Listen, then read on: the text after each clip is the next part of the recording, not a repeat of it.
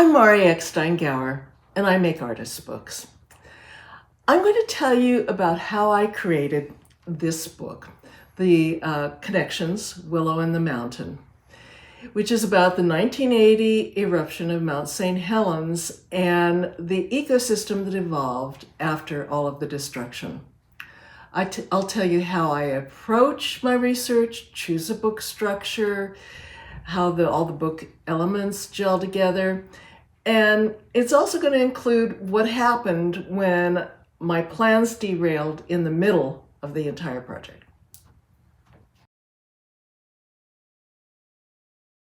Connecting. That's the overriding theme of so much of what I do. I began studying painting and printmaking at Scripps College. Later, I spent quite a few years as a printmaker, first in Montreal and then later in my own studio in Palo Alto. In retrospect, I think that the humanities background that I got from Scripps has informed so much of my artwork. It's fueled my choice of subject matter and how I analyze my materials. One of the reasons I'm so drawn to artist books is their connection to the verbal as well as the visual arts. I've always been uncomfortable with the way Western culture compartmentalizes the arts. Those kind of hierarchies really don't make sense to me. High art versus craft. I don't understand those distinctions. I'm thrilled when I go to a museum and I see paper craft exhibited with as much reverence as you see any wall art or something on a pedestal. And I'm really glad to see that curators of museums are starting to realize that what university librarians have known for years, that the book in all of its varied forms is often a true object of art.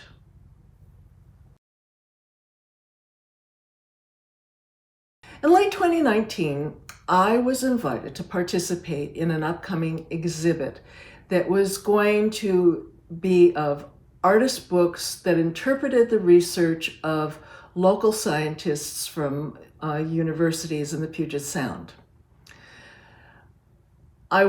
I thought that was perfect pairing with what my interests and my style was. And so I immediately jumped at the chance to be a part of this. I've worked as a book artist now for over 15 years. And as I mentioned earlier, I gravitate towards subjects key to my humanities background: science, ecology, history, mythology. They're all something that really resonates with me. As part of the subject choosing process, the curators of this exhibit put together a artist-scientist speed dating event where the scientists would talk about what their research was and the artists would talk about the kinds of things that they were drawn to and what their style was. I was immediately interested in the research that Evergreen State College botanist Carrie Leroy had of her field work on Mount St. Helens with the Sitka willows that are growing in the riparian ecosystem that has been developing there.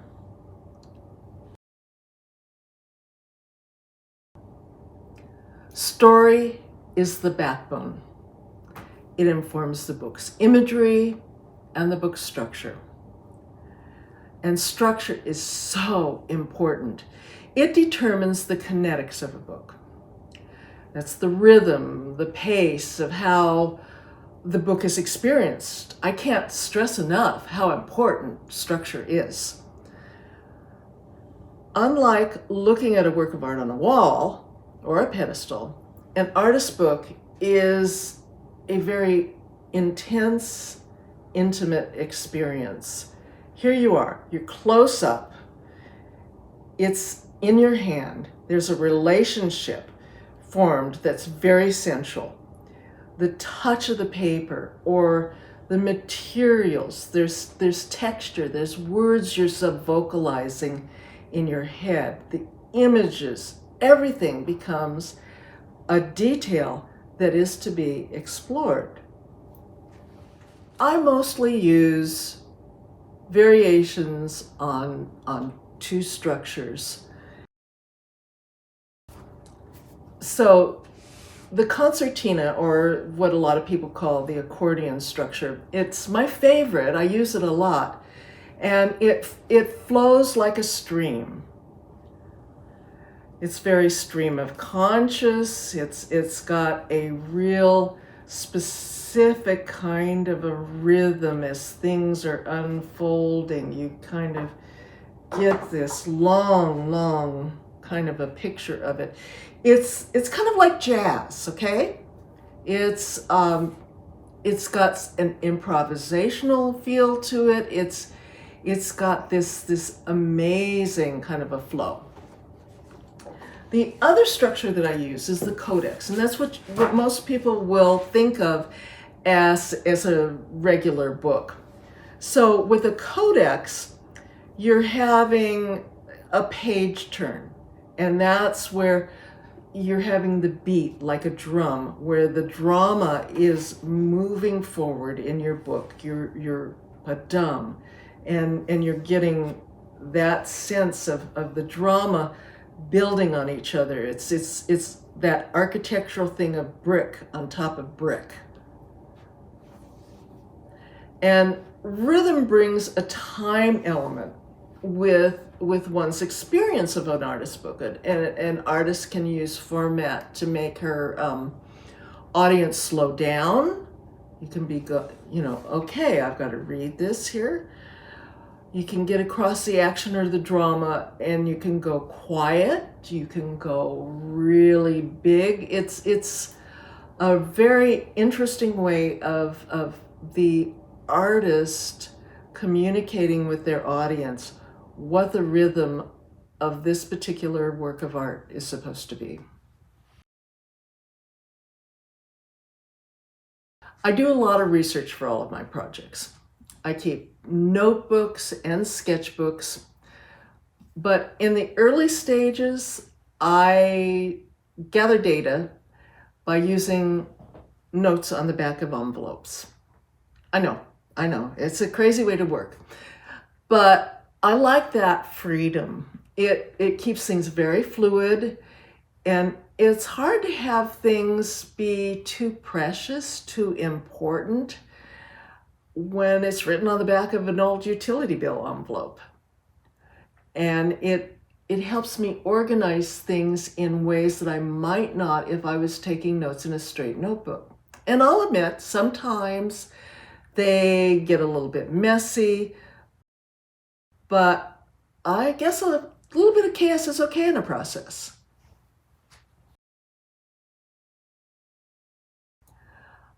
I struggled to find the hook, the story in Carey's research data. Compared to the drama of the 1980 eruption, those little bush-like willows, they were very quiet and unassuming. I eventually hit a wall. I felt stuck. Sometimes that happens, There's no amount of forcing oneself to forge ahead. And if you do, you're not going to have a happy result. So that's the time to take a step back and let the information seep into one's unconscious. So I began a book about pandemic dreaming, using those paintings as a way to get out of my own anxieties and to move out of my resistance to the Mount St. Helens project. After some reflection, I realized that the story I needed to tell was larger in scope than just that one plant. I needed to put that plant into the context of the entire evolving ecosystem on Mount St. Helens. And to tell that, to truly understand the impact, I needed to explain what had happened before. In other words, to understand the miraculous, one needed to understand the scope of the destruction.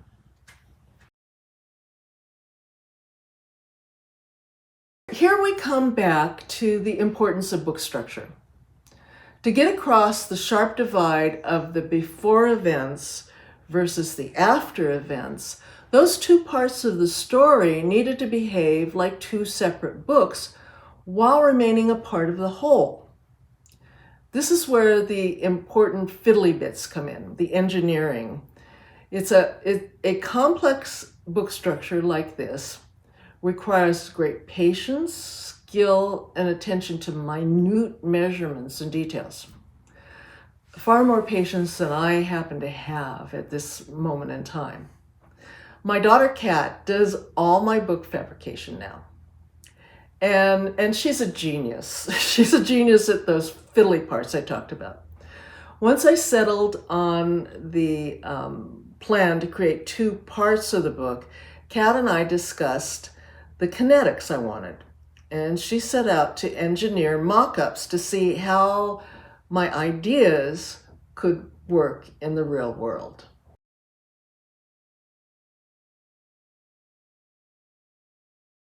The paintings I did for this book are more abstract than those I usually work on.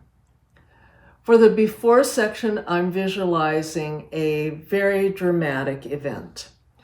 I watched videos of the eruption, and it's fast, very fast.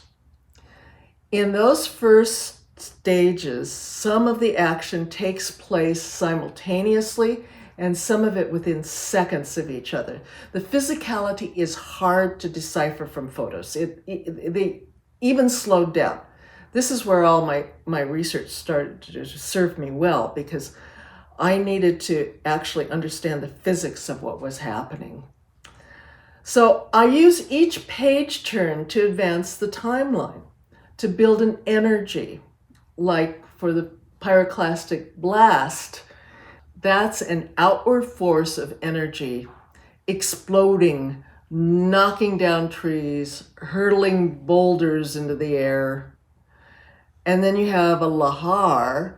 That's a slurry-like mudslide, and it's accelerated by a layer of volcanic gas, sweeping everything, like boulders, trees, trucks, houses before it, down the mountain.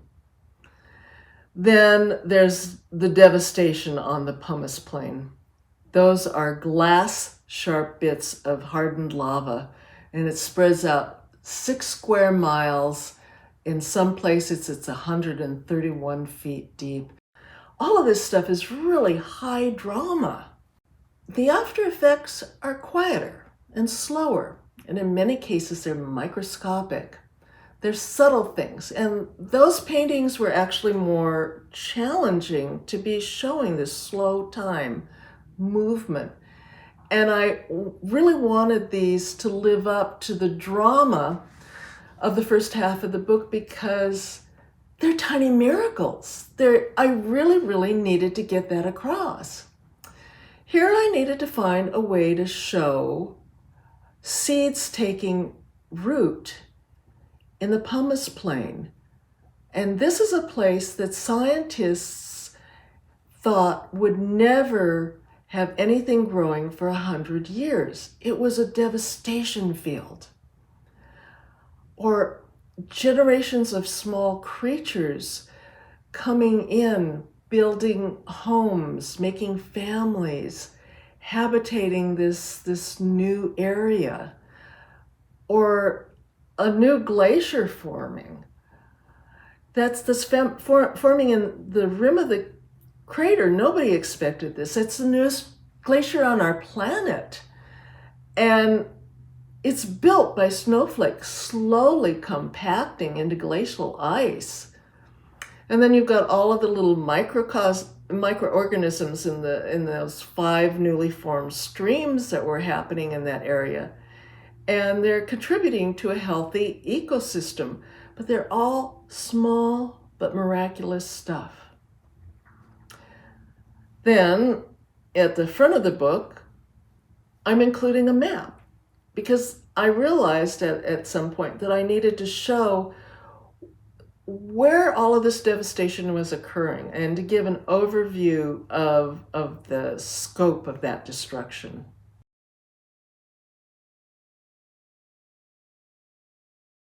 After finishing the visual elements, I had the daunting task of doing the text.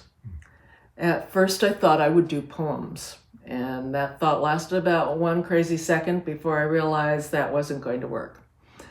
Then I moved on to really concentrating on my personal observations, because one of the things that I found throughout the whole research process was that there were so many connections I was forming that went far beyond the narrowness of just the eruption. And I found that that was very important to be showing that. But I also felt it was important that I show some of the facts, because these things are mind-boggling numbers. So I devised a grid for the 2 pages, and for the column of facts, I didn't like how that page looked. It seemed very uninviting and just not a thing that was making the movement of the book progress. So I thought, well, all right, I will do some embossings, and that this had sort of that idea of ghost images. So ghosts of what was going on in the past, but that didn't work for the after section of the book, because that's about birth. That's not about ghosts. That's about things evolving. So I thought about using pressed wildflowers. And that just didn't, if I could have gotten Sitka willow leaves or some other things like that, that might have made sense. But this is still in the middle of lockdown. I'm not able to travel. So I was really searching for ways to have something that would break up those little blocks of text. And I thought, well, maybe I can use some of the different Japanese papers that I have in my print drawers. But that felt a little too remote and also a little too generic. And this is a very, very personal book. And I wanted things that felt a lot more connected to not only Mount St. Helens, but that had this unique and, personal kind of a feeling. Then I came upon the idea of commissioning handmade papers with inclusions that were specific to Mount St. Helens. I hoped that my Scripps friend Marilyn Hornor, papermaker extraordinaire, would be up for joining me with the challenge.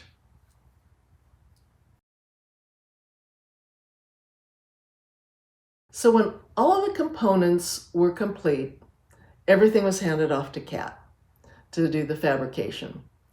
Now, this is an extremely complex book to put together.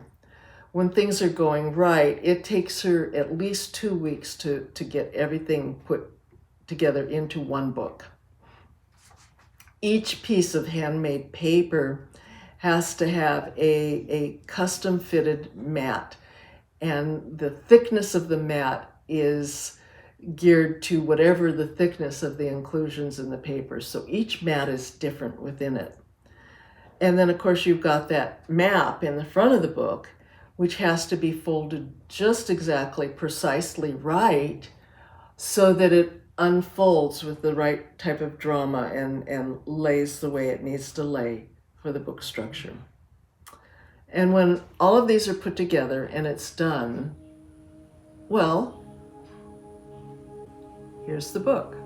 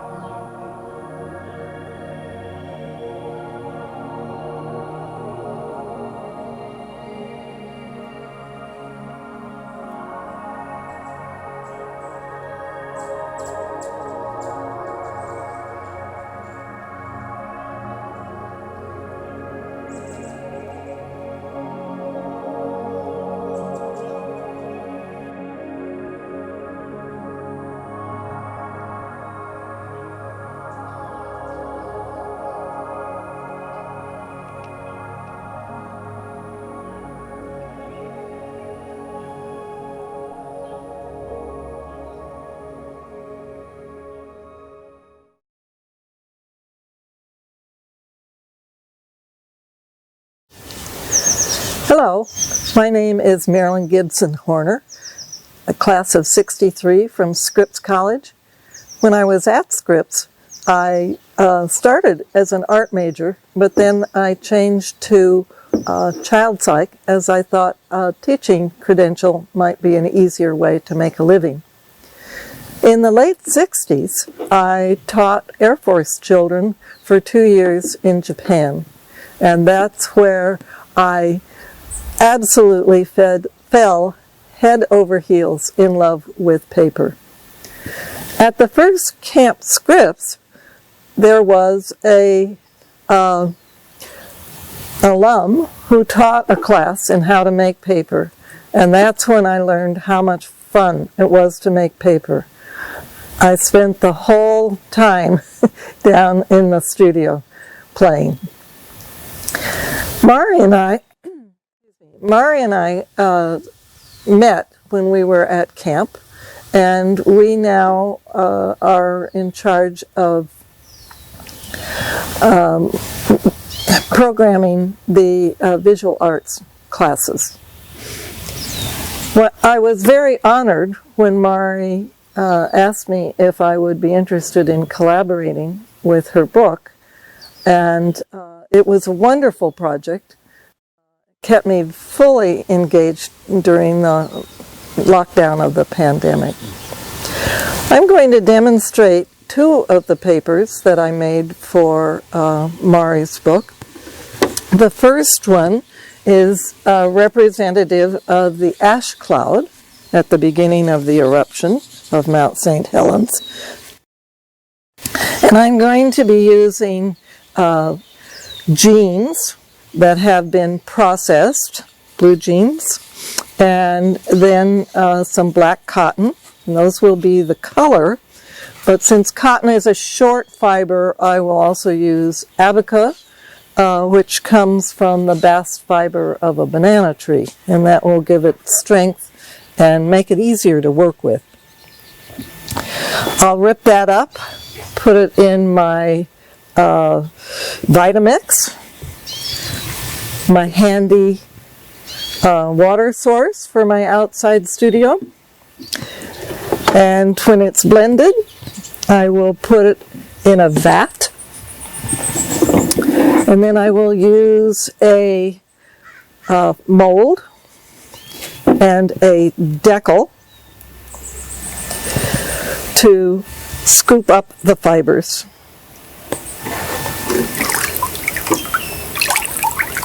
Agitate the vat.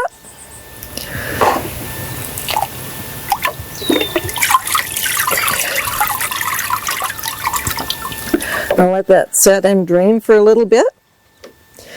Now for the ash cloud, I also used abaca, a bleached version, and then a little bit of the black cotton for the color, and ashes from the actual eruption were added. Those were collected by my mother-in-law shortly after the eruption. So I'm going to use a turkey baster to gather those fibers. And this is called pulp painting. So I'm going to put the pulp right on my sky.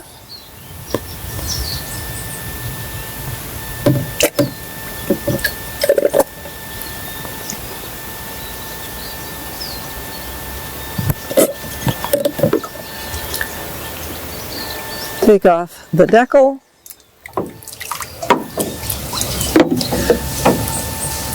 I'm going to let this particular one drain for a minute, and I've prepared one that has the 4 clouds because Mari's book has a long, thin spot where the handmade paper is inserted. So I'm going to, first of all, couch it on Pellon.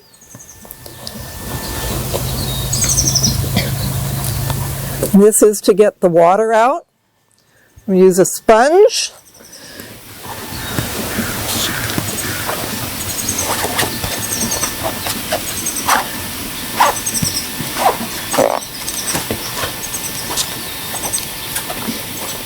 Sponge, sponge, sponge. Okay. Now, this fiber isn't real sure it's paper yet, so I have to be a little careful, and hopefully it will come off onto the pellon. Yes, it's releasing.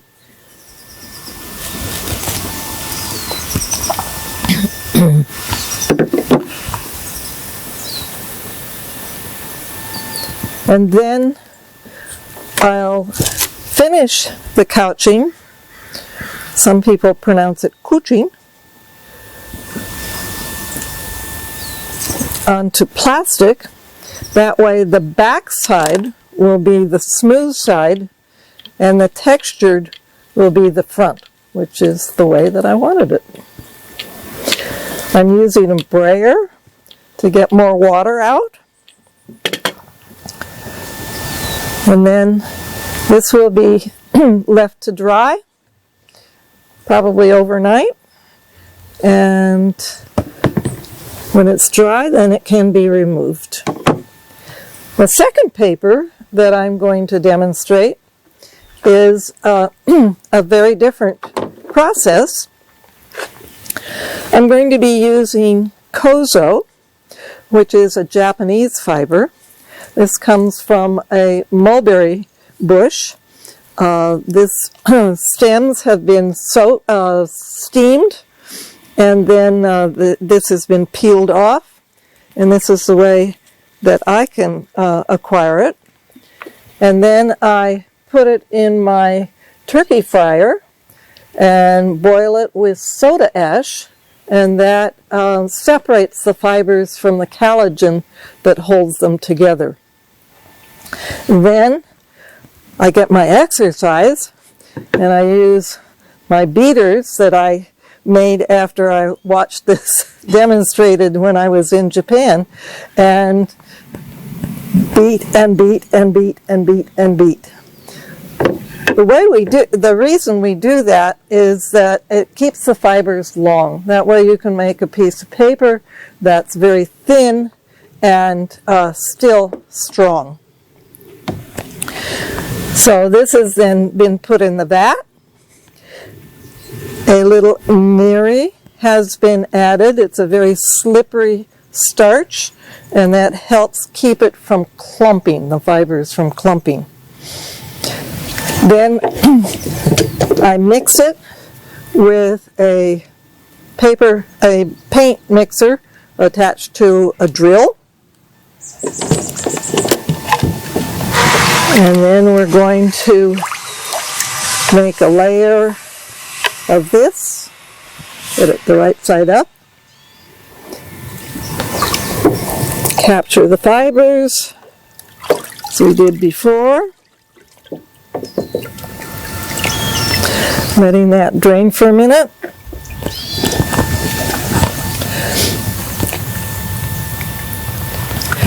Now I've made one layer of the kozo paper, and what I'm going to do now, my hands are wet, is to use some metallic blue embroidery floss and sprinkle it on there. Mari said that her illustrations were mainly blue, so this is to echo that. And then I will couch this right on top. Try and line it up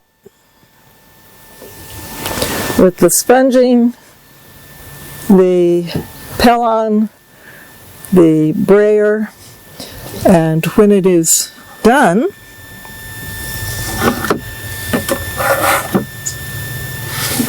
it will look like this with two layers with the blue in between. I really enjoy sharing my joy of making paper, and do a lot of teaching. I'm very appreciative of this opportunity to be able to share with you. Thank you.